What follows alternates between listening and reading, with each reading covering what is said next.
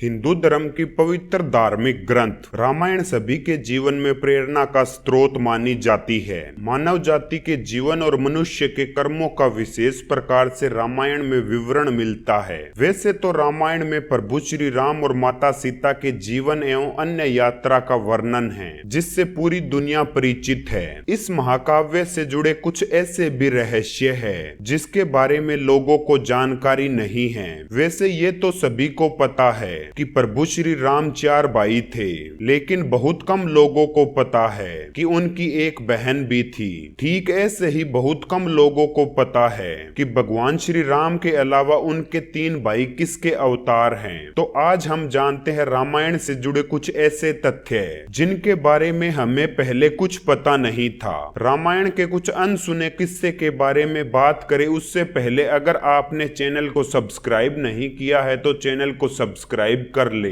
ताकि ऐसी ही रोचक जानकारी आपको सबसे पहले मिल जाए। तो चलिए अब जानते हैं रामायण के अनसुने किस्सों के बारे में। नंबर 1, रामायण में श्री राम को भगवान विष्णु का अवतार माना जाता है। लक्ष्मण को शेषनाग का अवतार माना जाता है। वहीं भरत और शत्रुघ्न को भगवान विष्णु के सुदर्शन चक्र और शंखशैल का अवतार माना जाता है।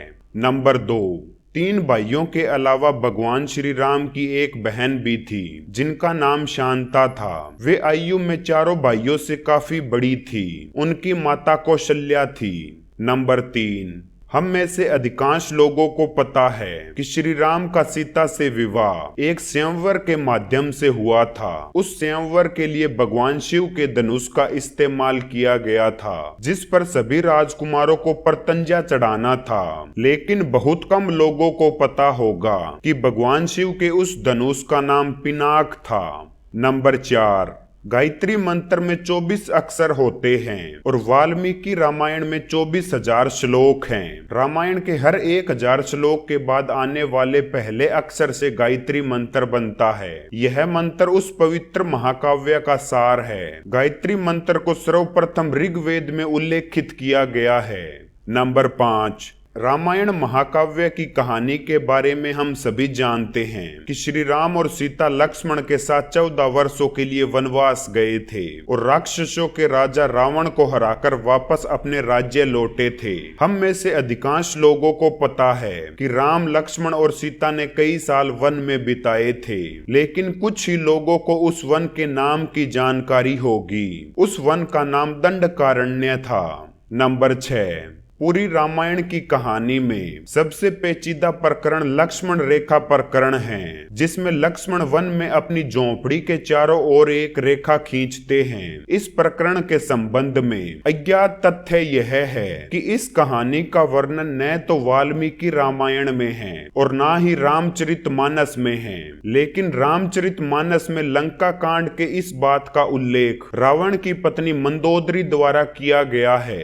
नंबर 7, क्या आपको पता है कि रावण के ध्वज में प्रतीक के रूप में वीणा होने का क्या कारण है? क्योंकि रावण एक उत्कृष्ट वीणा वादक थे, जिसके कारण उनके ध्वज में प्रतीक के रूप में वीणा अंकित थी। हालांकि रावण इस कला को ज्यादा तवज्जो नहीं देते थे, लेकिन उन्हें यह यंत्र बजाना पसंद था। नंबर 8, क्या आपको पता है कि कुंभकर्ण को सोने की आदत कैसे लगी थी? एक बार एक यज्ञ की समाप्ति पर प्रजापति ब्रह्मा कुंभकर्ण के सामने प्रकट हुए और उन्होंने कुंभकर्ण से वरदान मांगने को कहा। इंद्र भगवान को इस बात से डर लगा कि कहीं कुंभकर्ण वरदान में इंद्रासन न मांग ले, अतः उन्होंने देवी सरस्वती से अनुरोध किया कि वह कुंभकर्ण की जिह्वा पर बैठ जाए, जिससे वह इंद्रासन के बदले निंद्रासन मांग ले।